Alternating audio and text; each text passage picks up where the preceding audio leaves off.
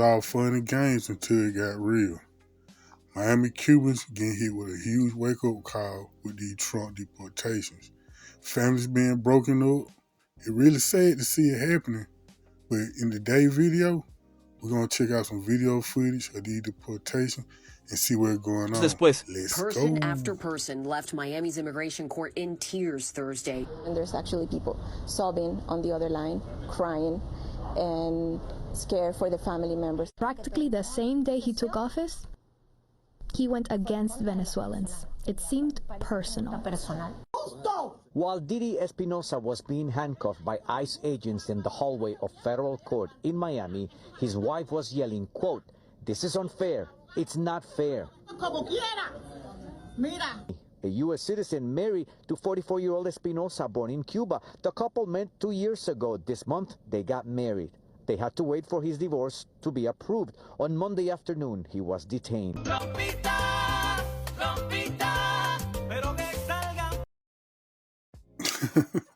Oh man, I know y'all regretting that song. I will vote for Donald Trump. It definitely come back to bite y'all in the butt. Y'all should learn from black people in this country though. You know how much we've been promised? 40 acres and a mule, civil rights, and my people been voting forever. And all we get is lies, lies, lies, and more lies. I will vote for Donald Trump. I'm so happy to inform you that it's time for another riveting episode of Play Stupid Games, Win Stupid Prizes, courtesy of Eldowski. So this is Cuban illegal alien Eldowski, who entered the United States in 2019 under the previous Frumpy Dump administration. Now, he used the document, an I-220A, which is now not recognized by the current Frumpy Dump administration. So as you can see, Eldowski sat to receive this hideous tattoo of Frumpy Dump across his chest. And he loves Frumpy Dump, so much so that during the last election cycle, he made numerous podcasts. He went out protesting on behalf of Frumpy Dump just to get him elected. But now Eldowski, along with 400,000 other Cuban illegal aliens in this country who use the I-220A document, are worried about being deported. Eldowski sat down with Local 10 News, where he spoke mostly Spanish, and showed off his tattoo honoring Frumpy Dump, a commitment that took 3 sessions of about 4 hours each to complete. He recalled being very excited about Frumpy Dump at that time, but that enthusiasm has slowly faded away as immigration enforcement intensifies nationwide. Again, an immigration attorney estimates that at least 400,000 Cubans are now in the situation where they use the I-220A document to come into this country rather than being formally paroled into the country. Now, the I-220A is not considered a lawful point of entry. So Eldowski is now challenging the Frumpy Dump administration's policies in court, arguing that Cubans released into the country should be considered paroled regardless of the paperwork that they receive. I declare, honey, what a disgrace. So again, he sat for 12 hours to receive this hideous, despicable tattoo, only to be deported by that same man. Make it make sense, because it doesn't. Because if you think that your ass is not going to get deported, you got another thing coming. It doesn't matter what you got on your chest. You better ask the owner of Frumpy Dump Burger. But hey, you play stupid games, you win stupid prizes. Just think about how many legal Cubans he may have convinced to vote for Frumpy Dump, because his ass didn't vote for nobody. I will vote for Donald Trump.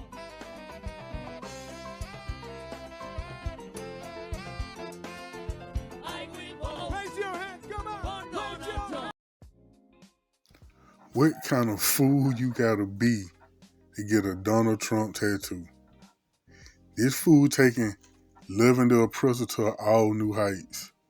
Look, and all that butt kissing. Now, it ain't gonna help nothing. This fool sat for 12 hours getting that tattoo and still gonna get deported. Getting a Trump tattoo is like a Jewish person getting a Hitler tattoo for a Hispanic person. It don't make sense. Look, I know a lot of our Cuban brethren seem to think the light complexion makes them honorary white by default.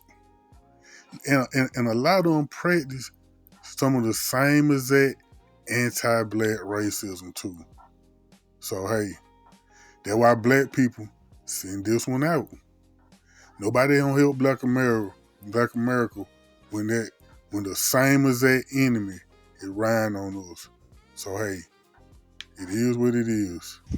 Thousands of Cubans are facing deportation because the Supreme Court ruled to basically take away the humanitarian parole that was allowing Cubans to come to the United States due to the crisis over in Cuba. And, I'm not shocked because Trump said he's doing exactly what he said he was going to do in his campaign. And I don't feel bad because a lot of Cubans were in support of Trump. I live in Miami, so I know about Cubans for Trump, right? Even the ones who couldn't vote, they were out campaigning for Donald Trump. And if you know anything about Miami Cubans, they are racist. They are racist, not even just to like black people or whatever. They are racist to other Hispanics that don't look like them. Like if you have a little bit of a tan, they are racist towards you. They are colorist, and I don't care if people say, well, I'm not that type of Cuban. Okay, well, I'm not talking about you. I'm talking about the ones that act just like this. And I feel like Cubans shot themselves in the foot, not only just because they were campaigning for Trump, but, you're claiming, to come over to the United States because of the crisis in Cuba and it's not safe there, the communism, but you all are flying to Cuba multiple times a year to visit family, to spend Christmases there, to spend summers there, to stay for a month, but you're claiming that it's not safe to be there, and that's why you needed to come to the United States. But there's hella Cubans that are going back to Cuba multiple times a year, right, and documenting it. And that's just not the case for other, immigrants who are going to be affected by, TPS being overturned. Like, if you think about Haiti, you can't even fly into Haiti from, U.S. airlines cannot fly to Haiti, right? You can get on American Airlines and fly to Cuba, but you can't get on any U.S. airline and fly to Haiti because of the crisis there, right? I do not feel bad for Cubans because they got what they asked for, but I do feel bad for other immigrants who are, facing deportation to a country where they really are not safe there and they have nothing there, right? I feel bad for the people who are innocent and they are affected by the many idiots that, reside in this country and have the right to vote. See, a lot of black people have experienced racism from the Cuban community. Out here, they taking over Miami. They got a strong hold on the job market and only hire other Cubans, right? Look, now like she said in the video, the Supreme Court revoked the humanitarian parole program that set up play for the deportations. And let me read what I found out about this revoking of this parole program, right? Okay, check this out. The Department of Homeland Security terminated the CHNV humanitarian parole program for Cubans, Haitians, Nicaraguans, and Venezuelans with major action in March and April 2025. This policy shift revoked parole for over 500,000 individuals, ending their lawful stay, work authorization, and increasing the risk of deportation for precipitants. So now, the revoking of this program cleared the way for the ICE raids to happen. So bottom line is, they want them Cubans to get deported because they don't want them here. They want white people. Why y'all be begging to be so adjacent? So what is wrong with y'all? Is that, do y'all really believe that like your skin color makes you superior? Do y'all really believe that? Because I just want you to, in case you don't know this, when you all came here and you were in, not just when you came here, but in the school systems, they put y'all in special ed classes and called y'all, I'm going to use the word, the official word that was put down. They called y'all retarded. Retarded. That's what they said. Because you couldn't speak English. And guess what else they did? You were in special classes, and you were and in those classes, they didn't teach you reading, writing, math. No, they taught them they taught them skills that would help them be in the labor force because they thought you were retarded. Their words, not my word.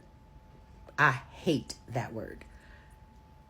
And so in the IQ test that they used to give, I mean, not used to give, that the IQ test, they made sure to give it to you in what language?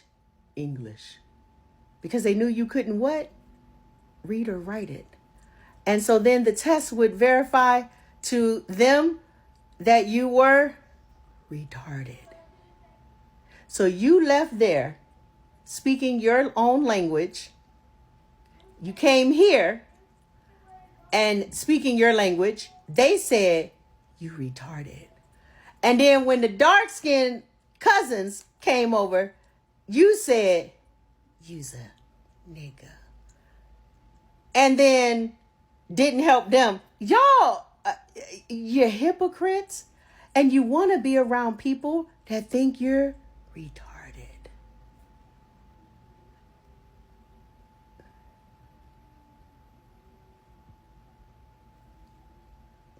And then you married them. And you married into their family.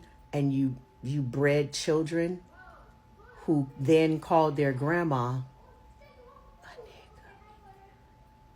And just because they could now speak English and read and write in English, you thought you got ahead. But guess what?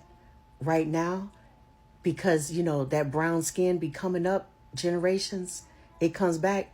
Guess what they calling your grandkids? Niggas. I'm moving today, but I just heard this guy I have been begging for decades for Cubans to give me the lowdown on why they seem to not like each other. Not just the racism, okay? Like, okay, I'm like, okay, so I didn't. Is it colorism because they're dark Cubans? Is it because they're black? Like, is the white Cubans? I want to know the deal. Oh my God. I'm going to put his name in here. If you're Cuban, go watch it and be so pissed that he's telling us. Because when we was begging to find out why the Cubans in Miami, why they be acting like that? So, Marielitos, I'm not sure if I'm saying that right. So apparently they didn't like, okay, wait, I want to get this right. Oh, I really don't have time for this, but I'm so excited to learn it. Not excited that it's true, but excited that finally somebody is freaking saying what it is. And that the reason that those Cubans are okay with Trump deporting Cubans right now is because they've been waiting on this. The Cubans that came over here before, that they sent the brown, they sent the, you know, the ones that maybe they didn't like so much, the ones that left. Well, that's when they came, and then, you know, they've been continuing to come. Oh my God, hold on. So they were taught to believe that, well, I mean, they were taught. This guy was like, the white Cubans, they were taught that the black Cubans or the poor, that they were trash, they were scum. And he's talking about his family because he says that that's what his family believes. He also said that that's where Marco Rubio comes from. And that's why they're all excited. Because when they left, the first wave of them left Cuba, they left because their properties were getting taken. He said these were the white presenting ones, and they were pissed. So they came here. And so they sent their racists here. And then they get here. And then I think he said in the 80s, when Castro said, okay, you all could let them go. Let them go. You all could go if you want to. I think he said from the port Mariel, and maybe that's why they call them Marielitos or something. And so then he was like, if you were queer, if you were trans, if you were gay, they had you in jail. So he opened the jails. And then he was like, yeah, y'all could come. I mean, y'all could leave. Go on over there. First of all, is that how Miami got so saucy? Because, like, I love it. Whatever, though. Okay. So anyway, so then when they get here, the white Cubans are like, oh, hell no. We just left y'all. We don't want y'all over here. They wouldn't give them jobs. They wouldn't rent to them. They were like, they were racist from the beginning. So where you think those Cubans had to go? Liberty City. Who you think was in Liberty City? Negroes. And so what did we do? We accepted them and was like, come on, y'all. Y'all can come hang with us. Because we always do that. We always do that. I mean, let me not say always, because there's always some exceptions to the rules. But the reason I'm so excited to hear this is it explains so much. I always wondered why, and to this day, I'm always trying to be friends with everybody. And I always thought like, okay, you down bad. If I'm down bad, you down bad. We two down bad, but we gonna be up together. Like, so let's go. And then they pretend like we cool. And then come to find out we're not. We're not. And then I just didn't understand, like, why? Because your grandma black. So it can't be race. I'm disappointed to hear this, but I'm grateful because it answers so many questions. Y'all, when are y'all gonna believe that racism is the root of it all? When are y'all gonna believe that? Well, and he also said classism as well. So this is a lifelong thing, right? Like, we're gonna have to worry about this every generation. We're just not gonna ever end racism. Oh my God. Or maybe y'all don't want to say that it's racism because you're the racist. Oh, can y'all confirm or deny? Okay, so we got this about Cubans. Anybody else want to come forward and tell us if that's your group too? The Italians, is that y'all too? Oh man, not the Italians. I like y'all. Oh, Indians, is that y'all? Is every group racist, have racism? All of them? I hate that for us. I really do. See, I never knew that when they came to this country, they labeled them as challenge. Making them take tests in English when they didn't understand nothing but Spanish. I never knew that. But it's not surprising, though. They always use their pseudoscience to make claims about certain groups of people to push their agenda, right? Like us, black people. Like, we consider 3/5 of a man and not smart at all. And the Native Americans labeled them as savages to justify their ill treatment and to justify stealing their land. So check this out. The next video is of a Cuban immigrant showing and explaining how Cuban immigration destroyed the black community in Miami. Check this out. Before Miami Beach was a vibe, Overtown Miami is where the party was at. Overtown was a mecca for black icons from all over the country, until, of course, white racists decided to try to destroy it by smashing a highway on top of it. Let's get into it. In the late 1800s, Henry Flagler and other white landowners in Miami brought black Americans and black Bahamian workers to build railroads, clear forests, drain swamps, and build the infrastructure that would become the city of Miami.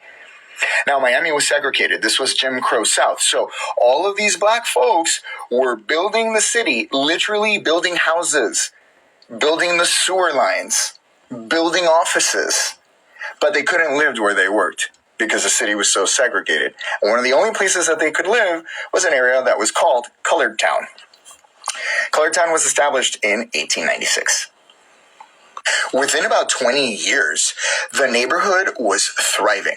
Black-owned businesses abounded, and it was attracting a lot of different kinds of black folks who wanted a place to vacation that was warm and tropical, and they couldn't go to Miami Beach because Miami Beach was a sundown town. Oh yes, South Beach was a sundown town. If you were black, Latino, Native American, you couldn't be on South Beach after 6 p.m. without a special permit. Oh, no.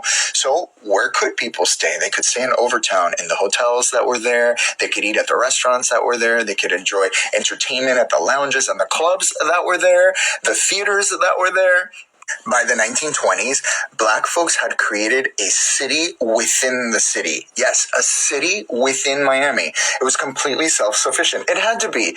Black people couldn't be going out into white neighborhoods to do things and do errands, so they created everything they needed there, and it was incredible. Like, you could walk out the street, go to the butcher, go to the baker, go do all of your errands, and then, like, go buy a new outfit, and then go hang out at a club later for dinner.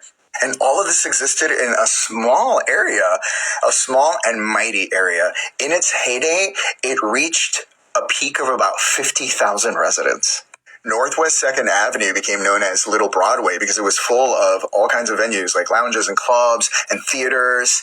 And some of those places were regular stops along the Chitlin Circuit. Places like the Harlem Square Club and the Night Beat Club at the Sir John Hotel. All the famous black entertainers of the time vacationed there, performed there, hung out there. I mean, I'm talking about really famous people like Josephine Baker, Nat King Cole, Lena Horne, who, by the way, like, lived there when she was a little girl and then would go back there to vacation there and perform and hang out with her friends. I mean, we're also talking like Billie Holiday, Nina Simone, Ray Charles, B.B. King, Count Basie, Dinah Washington. What a difference a day makes. My God, to have been like a fly on the wall between the 1920s and the 1960s, like the very beginning of 1960s, that's where the party was at. Some of these performers would have gigs on South Beach and in Miami Beach. And of course, like, they had to have a special permit and they couldn't stay on the beach, like close to where they're performing. And these performances sometimes ended like late at night. So what would they do? They would go perform for the white folks on the beach. And then they would go back to Overtown where they were staying, and they would go out and hang out and meet up with people, and sometimes people would just hand them a mic and they would sing a few songs for free. I mean, imagine you go out to dinner and you're like, oh, there's Josephine Baker at that table over there. Like, what? And of course, like, sometimes these artists were also headlining at the venues that were there. Again, like, it was part of the Chitlin Circuit. And it wasn't just black entertainers and singers and performers. It was also like black intellectual elites. Like, we're talking Zora Neale Hurston. We're talking Martin Luther King Jr. We're talking W.B. Du Bois. We're talking like Langston Hughes. We're talking Thurgood Marshall. Like, these folks, these like icons were just there vacationing and hanging out. I cannot imagine what it must have been like to have lived there between the 1920s and the early 1960s. That must have been incredible and beautiful and inspiring, vibrant. Overtown also gave birth to Miami's first black millionaire, Dana Albert Dorsey. And this guy came to Miami as a carpenter. Again, he was like one of the people that built Miami with his fucking bare hands. He was a carpenter. He invested in real estate, became a millionaire. Like, early 20th century. That was a lot of damn money. And he did not abandon his people. No. He stayed and he invested and reinvested in the community. Sam Cooke put out a recording of himself performing at the Harlem Square Club in 1963, a live recording. And sadly, that was the year when the shit hit the fan. I-95, I-395, and 836 were all built right on top of Overtown between 1963 and 1973. Yes, people protested, people tried to stop it, people tried to fight it. There were alternate routes that could have been used, but no. Because white people saw that black people were in a community that was so strong and thriving that it was attracting all these famous people, all this money, and they couldn't fucking stand it. So they wanted to crush it. And they built these highways. And in a 10-year span, 12,000 residents were forced out. Over 500 businesses were leveled. These are estimates. It's probably a lot higher than that. What would your neighborhood look like if 12,000 people were forced to leave? If 500 or more businesses were leveled, and in place of all of that, you just had a bunch of fucking highways? What would be left of your neighborhood? But the racists didn't stop there. After those highways were built, they continued to attack the residents of Overtown. They declared the neighborhood a slum and used that as an excuse to destroy homes And they were like, oh, well, we're going to build you new homes. We're going to just destroy this because this is a slum and it's all dilapidated. And so they would wreck people's homes, level them, promise to build them homes and housing, and never actually made good on their promises. So a lot of families were left homeless. You know what the worst part is? The white racist leaders of Miami called one of these attacks. They named one of these attacks the Dorsey Redevelopment Project. Do you remember when I said that D.A. Dorsey was the first black millionaire? Yeah, they co-opted his name, attached it to a project, the name of a project, to excuse them leveling people's homes and continuing to push people out. Here's Overtown before the highways were constructed, and here's an overhead view by 1980 with the highways that were built on top of it. It looks like broken glass. Up on top is 3rd Avenue before in 1929, and down below 2014. Places like the Lord Calvert Hotel were left to ruin, demolished, and now it's a parking lot. And the sad thing is, even sadder, is that Overtown continues to be attacked to this day. As I speak, there are cranes all around the neighborhood, all around those highways. They're being expanded, lanes are being added, on-ramps and off-ramps are being added, decor is being added to the fucking highways. This whole project is costing almost $1 billion for this project, but not one fucking penny for reparations. And the thing that pisses me the most about this, you might be like, why does this guy care so much? Why does this white passing Cuban guy care so much? Because it's our fucking history of the city of Miami. I was born here. I went to school here, and I never learned about what happened in Overtown. Not one fucking bit. Nobody taught us that. And yet it's such a clear example of what America is and what America does.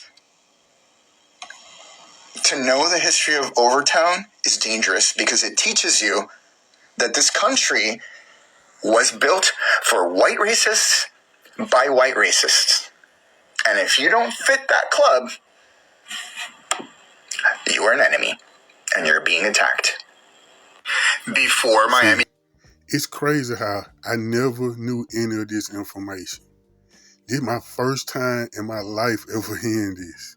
So my people got such a deep, rich history that's been hidden from us in this country. And this American history right under our noses. We never talked about this. And they purposely destroy the community with highways and immigration like they always do to us, right? This is one of the major tactics, is putting highways right through the neighborhood to stabilize it and then bring in the immigrants. Okay, that's their MO. And then they give the immigrants special loans that we don't get just for them to advance past us. Right? That's what they do. Then what the immigrants do? Then they tell us how hard they work and we should pull ourselves up by the bootstraps. Just like always, huh? But yeah, this is the end of the video right here. I'm gonna wrap it up. Okay. Make sure you like, comment, share, and subscribe. And I'll catch y'all in this video. Peace.